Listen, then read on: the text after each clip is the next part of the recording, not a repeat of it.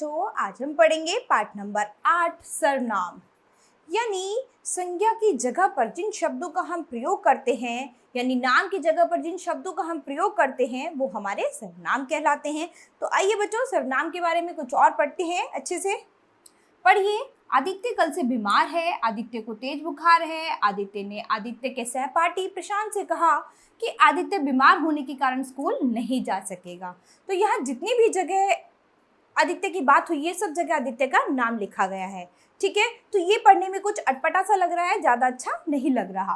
तो उपयुक्त वाक्यों में आदित्य संज्ञा शब्द है जो कि बार बार आया है, जिससे भाषा कुछ अटपटी सी लग रही है। अब इसे पढ़िए। ठीक है, तो अब इसको कुछ बदल कर पढ़ते हैं। तो देखते हैं। आदित्य कल से बीमार है, उसे तेज बुखार है। उसने अपने सहपाठी प्रशांत से कहा कि वह बीमार होने के कारण स्कूल नहीं जा सकेगा। तो ये पढ़ने में आपको अच्छा लग रहा होगा ज़्यादा, क्योंकि यहाँ पर बार बार किसी का नाम नहीं आया। नाम की जगह पर हमने वह, उसने, उसे, इन शब्दों का प्रयोग किया है। तो उपयुक्त वाक्यों में आदित्य संज्ञा के स्थान पर उसे, उसने, अपने, वह शब्दों का प्रयोग हुआ है। इन शब्दों के प्रयोग से वाक्य पढ़ने सुनने में अच्छे और सहज लग रहे हैं। आदित्य संज्ञा शब्द है तथा उसे, उसने, अपने, वह शब्द आदित्य के स्थान पर प्रयुक्त किए गए हैं। ऐसे शब्दों को हम सर्वनाम कहते हैं। जो शब्द संज्ञा के स्थान पर प्रयुक्त होते हैं उन्हें सर्वनाम कहते हैं। सर्वनाम शब्द को प्रयोग करने से वाक्य सुंदर बनता है और संज्ञा शब्द का दोहराव नहीं होता। सर्वनाम का अर्थ है सर्व यानी सबका, नाम अर्थात सबका नाम। कुछ उदाहरण देखिए। रजत ने कहा कि मैं लखनऊ जाऊंगा। पिता ने कहा कि मैं लखनऊ जाऊंगा। मानसी ने कहा कि मैं लखनऊ जाऊंगी। अध्यापक ने कहा कि मैं लखनऊ जाऊंगा। ठीक है, यहाँ रजत, मानसी, पिता, अध्यापक अलग अलग संज्ञा शब्द हैं, लेकिन मैं, सर्वनाम शब्द सबके लिए आया है। स्पष्ट है कि सर्वनाम शब्द सभी संज्ञा शब्दों के लिए आते हैं। तो सर्वनाम शब्द जो है वो किसी भी संज्ञा शब्द के साथ आ सकते हैं। जिस प्रकार संज्ञा शब्दों में एक वचन और बहुवचन होता है, उसी प्रकार सर्वनाम शब्द भी एक वचन और बहुवचन होते हैं। जैसे कि एक वचन क्या है, मैं, इसका बहुवचन बनाएंगे तो क्या होगा, हम। एक वचन है किसे और इसका बहुवचन बनाएंगे तो क्या बनेगा, किन्हें।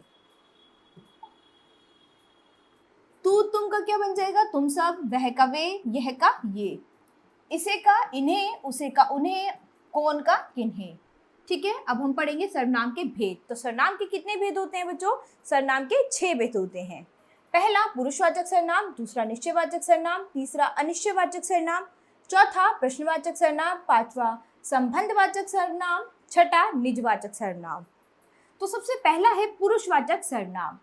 बातचीत में शामिल व्यक्तियों के लिए बोले जाने वाले शब्द पुरुषवाचक सर्वनाम कहलाते हैं। इसमें 3 तरह के व्यक्ति शामिल होते हैं। पहला, बोलने वाला, मैं पार्क जा रहा हूं, तो ये क्या हो गया, उत्तम पुरुष। दूसरा, सुनने वाला, तुम भी साथ चलो, ये क्या हो गया, मध्यम पुरुष। इसके बाद कोई अन्य, वह गृह कार्य कर रहा है, तो ये किस में आता है, अन्य पुरुष में। ठीक है, अब हम पढ़ेंगे दूसरा निश्चयवाचक सर्वनाम। तो निश्चयवाचक सर्वनाम कौन से होते हैं? किसी निश्चित वस्तु या व्यक्ति के बारे में बताने वाले शब्द निश्चयवाचक सर्वनाम कहलाते हैं। जैसे कि निश्चित व्यक्ति है, वह मेरा भाई है, तो ये बात आपको निश्चित है, इसमें आपको कोई संदेह नहीं है कि ये आपका भाई है कि नहीं है। तो आपने बिल्कुल निश्चित होकर इस बात को बोला है कि वह मेरा भाई है। ठीक है, इसी तरह से निश्चित वस्तु, यह हिंदी की किताब है, आप पूरी तरह से, आपको ये निश्चित है कि यह किताब जो है वो हिंदी की है, तो यहाँ पर क्या होगा, यह हिंदी की किताब है, तो ये क्या है, एकदम निश्चित है। इसके बाद तीसरा है अनिश्चयवाचक सर्वनाम। जो अनिश्चित व्यक्ति या वस्तु के बारे में बताएं उन्हें अनिश्चयवाचक सर्वनाम कहते हैं। जैसे कि अनिश्चित व्यक्ति, कोई बाहर खड़ा है। अब आपने कहा कि कोई बाहर खड़ा है, यानी आप उसे नहीं जानते, आपको निश्चित ही नहीं है वो व्यक्ति कौन है। ठीक है, तो इसीलिए आपने वहां पर क्या शब्द लगाया, कोई बाहर खड़ा है। तो कोई शब्द देखते ही आप समझ जाओगे कि यहाँ पर क्या है, अनिश्चयवाचक सर्वनाम है। अनिश्चित वस्तु, पानी में कुछ पड़ा है, कुछ पड़ा है, आपको नहीं पता क्या पड़ा है, इसीलिए आपने क्या शब्द लगाया है, कुछ। तो कुछ शब्द पढ़ के आपको पता चल जाएगा कि ये क्या है, अनिश्चयवाचक सर्वनाम है। इसके बाद है प्रश्नवाचक सर्वनाम।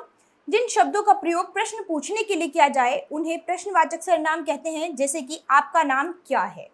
ठीक है, तो आपका नाम क्या है, यहाँ पर क्या किया गया है, प्रश्न पूछा गया है। ठीक है, ऐसे ही तुम कहाँ जा रहे हो, ठीक है, तुम किससे मिलने जा रहे हो, ये सब क्या है, प्रश्नवाचक सर्वनाम।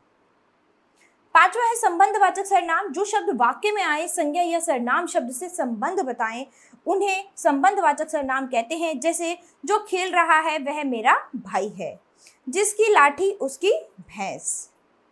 इसके बाद है निजवाचक सर्वनाम। जो शब्द कर्ता के अपने द्वारा काम किए जाने के बारे में बताएं, उन्हें निजवाचक सर्वनाम कहते हैं। जैसे कि मैं कमरा स्वयं साफ करती हूँ। तो जब कोई काम हम खुद करते हैं, स्वयं करते हैं, अपने लिए करते हैं, तो वहां पर क्या होता है, निजवाचक सर्वनाम। तुम खुद पेड़ों की देखभाल करो। तो जब खुद, स्वयं, अपना, अपने आप, ये सब शब्द आते हैं तो वहां होता है निजवाचक सर्वनाम। तो इस पाठ का सार क्या मिला बच्चों आपको? संज्ञा की जगह प्रयोग होने वाले शब्द सर्वनाम कहलाते हैं। सर्वनाम शब्दों से भाषा प्रभावपूर्ण और सुंदर हो जाती है।